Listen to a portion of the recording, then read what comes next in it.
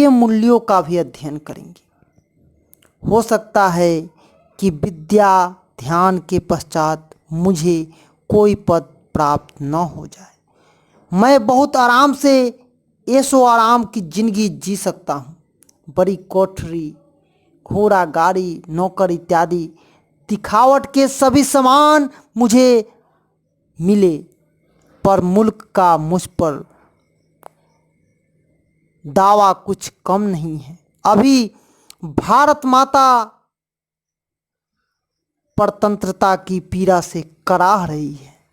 मैं विद्याभ्यास के लिए प्रत्येक निवासियों को सम्मानजनक और सुविधा संपन्न स्वाधीन जीवन यापन करने का अवसर नहीं मिले, तब तक मेरे परिजनों को भी प्रतीक्षा करनी पड़ेगी।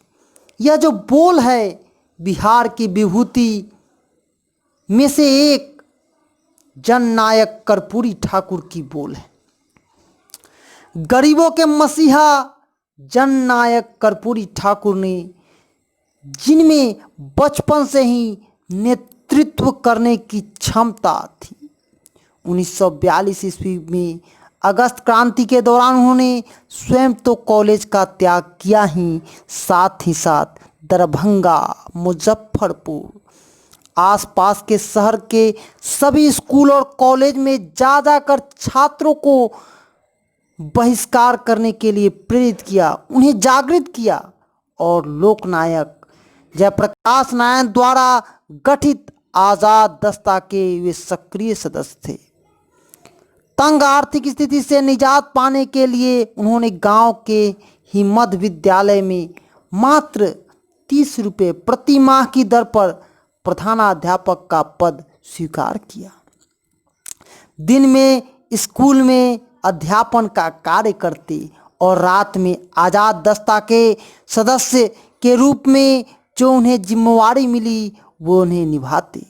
23 अक्टूबर 1943 को रात्रि लगभग 2 बजे वे गिरफ्तार कर लिए गए और दरभंगा जेल में डाल दिए गए। यह उनकी पहली जेल यात्रा थी। स्वतंत्रता प्राप्ति के पश्चात 1952 ईस्वी के प्रथम आम चुनाव में समस्तीपुर के ताजपुर विधानसभा निर्वाचन क्षेत्र से कर्पूरी ठाकुर सोशलिस्ट पार्टी के टिकट पर भारी बहुमत से विजयी श्री हुए। बाढ़, भूख, गरीबी, बेकारी, भ्रष्टाचार और भूमि सुधार, महंगाई, विकास इत्यादि समस्याओं पर उन्होंने विधानसभा के अंदर जोरदार आवाज बुलंद की। सन 1952 ईस्वी में से 1988 ईस्वी के अपने जीवन के अंतिम दिन तक बिहार विधानसभा के सदस्य रहे। इस दौरान बिहार विधानसभा के कार्यवाहक अध्यक्ष, विरोधी दल के नेता और उप मुख्यमंत्री व 2 बार बिहार राज्य के मुख्यमंत्री भी बने। सन 1957 की ही कर्पूरी ठाकुर गांव के दौरे कर रहे थे। उसी दौरान उन्हें देखा कि एक हैजा पीड़ित जीवन का अंतिम क्षण गिन रहा था। अस्पताल वहां से काफ़ी दूर था। उसे अस्पताल ले जाने के लिए कोई सड़क मार्ग नहीं था।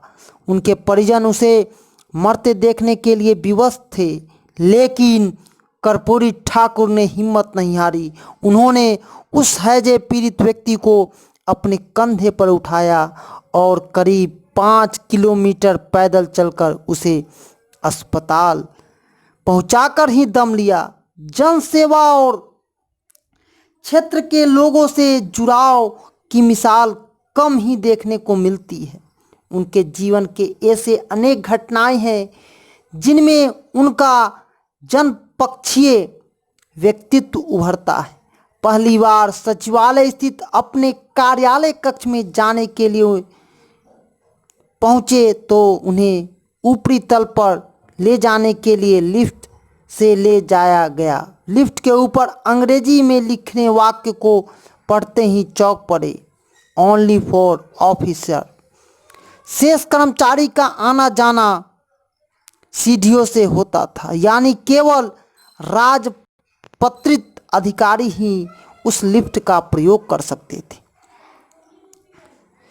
उन्हें सीढ़ियों से आना जाना पड़ता था। कर्पूरी ठाकुर को इसमें सामंतिक प्रथा की बू महक रही थी। उन्होंने सरकार के वरीय अधिकारी के प्रतिरोध के बावजूद लिफ्ट का प्रयोग करने के लिए आम कर दिया, यानी वह अपने कर्मचारी के साथ साथ सचिवालय में काम आने वाले अन्य लोगों को भी लिफ्ट का प्रयोग कर सकते थे। वह नेता ही नहीं, महान नेताओं में गिने जाते हैं। महान बनना तो सहज है, लेकिन ऐसा बनना कि हर किसी को लगे कि वह अपने घर का है, अपना है, बहुत मुश्किल है।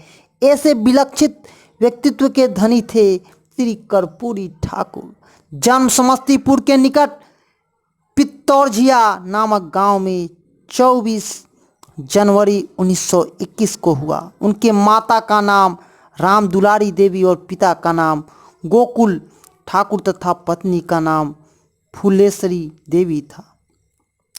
ठाकुर जी का बाल्यकाल अत्यंत गरीब परिवार के बच्चों की तरह ही खेल कूद तथा गाय और अन्य पशु को चराने में बीता। कर्पूरी जी को दौड़ने और तैरने का बड़ा शौक था। तब 6 वर्ष के ही हुए थे, उन्हें गांव की पाठशाला में दाखिला मिल गया।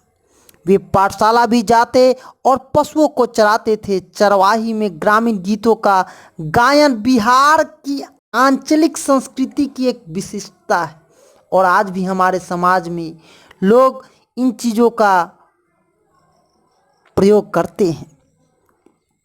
बालक कर्पूरी इसमें विशेष रुचि लेते थे।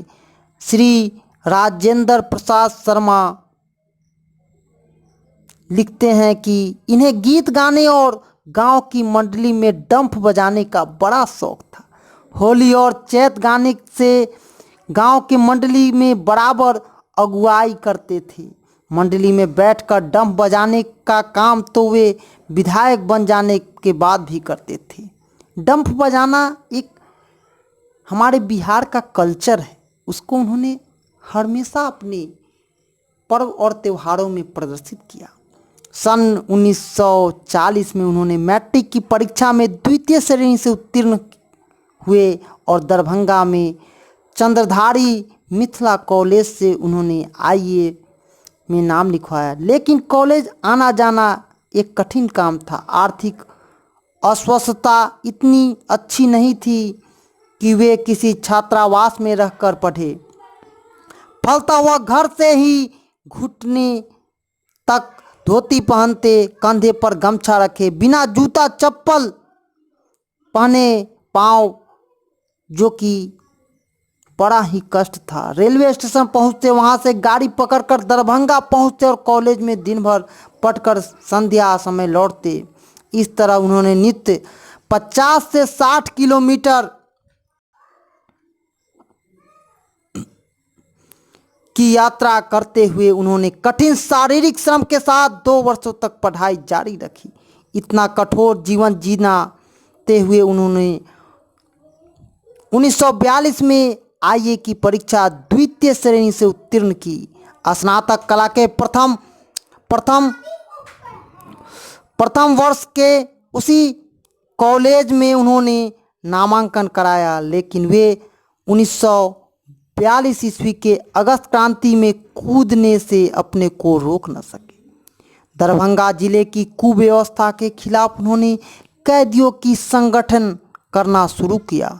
फलतः उन्होंने गिरफ्तार कर भागलपुर कैंप जेल स्थानांतरित कर दिया गया। भागलपुर कैंप जेल में कैदियों की सुविधाओं के लिए 25 दिनों का उपवास कर सरकार को झुकने के लिए मजबूर कर दिया और 1922 ईस्वी से 1988 तक लगातार विधानसभा के सदस्य निर्वाचित होते रहे। 1967 ईस्वी में बिहार के उप मुख्यमंत्री तथा 1970 से 77 के बीच में मुख्यमंत्री पद से बिहार की शोभा बढ़ाई। दलगत राजनीति से कर्पूरी ठाकुर को गहरा धक्का लगा और 12 अगस्त 1987 को उन्होंने विपक्ष के नेता पद से हटा दिया।